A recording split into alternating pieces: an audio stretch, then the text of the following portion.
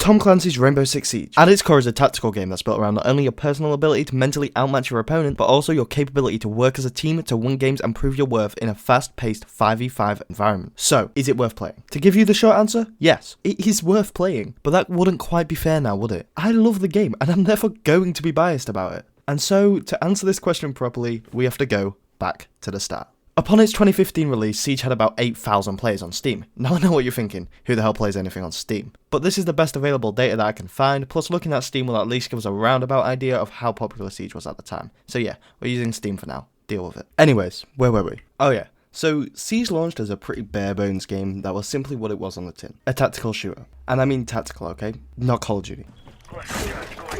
Oh my god! After doing some research, because I didn't play for the first 2 years of the game, most veteran players tend to say that the best years of the game were 2016 to the end of 2018, with most people saying that it was the best in 2017 with Operation Velvet Shell and Operation Health. But how true is that? Is that just nostalgia, or is it fairly accurate? Let's find out. First we'll look at 2016. The first season of that year was, well, the first season of the game, other than some minor updates to the game beforehand. Operation Black Ice brought the new operators of Buck and Frost into the game, and introduced the Yacht map to all playing. So yeah, it brought Yacht. I wouldn't exactly call it the greatest addition to the game. It's not that it's a bad map, it's just that, well, it's Yacht. You play it once a month if you play it casual, and forget the basement even existed. Like, tell me with a straight face that you know where this is, because you don't. You just can't. Okay, where even is this? Does anyone actually use this entrance ever? What is the point in this room? But I guess it's just a fun map to mess around on. Does anyone actually look forward to playing a Yacht? Nevertheless, the season redeemed itself with the introduction of one of the most infamous skins in the game today. Black Ice. If you hadn't already, guessed it. Although, saying that, the skin was definitely not introduced as what we have now. It's had some, minor adjustments. Moving on, we had Operation Dustline and Skull Rain. Dustline gave us Valkyrie and Blackbeard with the border map, and Skull Rain introduced Cavern Capital with Favela. Then, we got Operation Red Crow. This season gave us Operators Habana and Echo, as well as the Skyscraper map.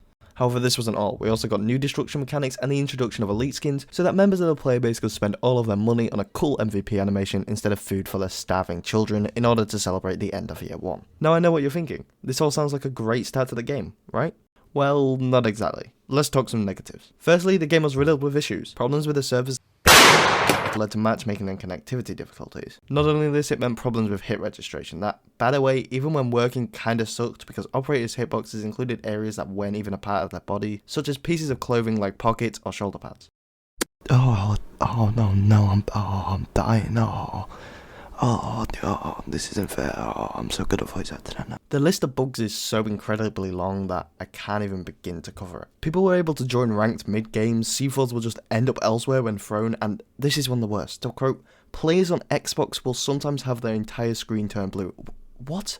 How is that even a game? Imagine if you just saved up 30 quid to buy a game and loaded it up just to see a blue screen 90% of the time. I mean, is it even a question that this wasn't the best year of Siege? I mean, Frost had a nitro cell, Blackbeard's shield was basically invincible, and ranked wasn't even seasonal until the second season. But yeah, you get my point. So was Siege better at the start of the game? Definitely not. But how about year 2 and year 3? A lot of people seem to think that these seasons are the best, so let's have a look at them. We're just going to go ahead and jump straight into Operation Health because, this is meant to be a video on if Siege was better now or then, not an entire history of all the seasons. Operation Health brought along bug fixes to pretty much everything I just mentioned and just a lot of general improvements to the game. This was pretty much a turning point for Siege, from a really buggy mess into an actual playable game. We'd also just had Operation Velvet Shell, which gave us Jackal and Mirror as well as Coastline, which is one of the greatest maps in the game if you ask my opinion. So yeah, Siege was definitely looking up, but there was still a lot of overpowered operators, and despite Operation Health, the game was still pretty buggy and needed some performance updates and general improvements to the game overall, which would come in the later seasons.